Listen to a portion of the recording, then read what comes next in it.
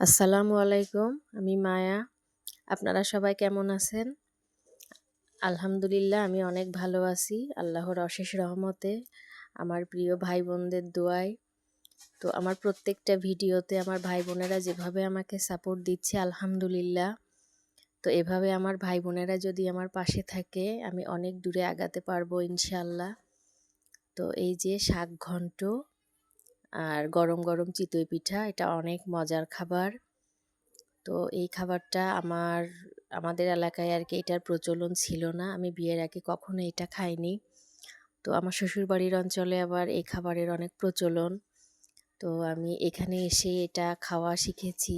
খাবারটা আসলেই অনেক মজার। তো গরম গরম চিতই পিঠা আর শাক ঘন্ট। তো কাকি উঠানে বসে পিঠা বানাচ্ছে। আমরা চারপাশ দিয়ে অনেক লোক এখানে বসে গরম গরম চিতই পিঠা আর শাক ঘন্ট দিয়ে খাচ্ছিলাম। তো অনেক ভালো লাগতেছিল। তো কাকির হাতের পিঠা অনেক সুন্দর এবং অনেক মজার হয়। কাকি যে রান্নাই করে সেটাই অনেক ভালো হয়। কাকির হাতের রান্নার কোনো তুলনা হয় না। কাকির পিঠা অনেক মজার হয়। তো আর কার কার অঞ্চলে শাক ঘন্ট আর চিতই পিঠার প্রচলন আছে, অবশ্যই কমেন্টে জানাবেন।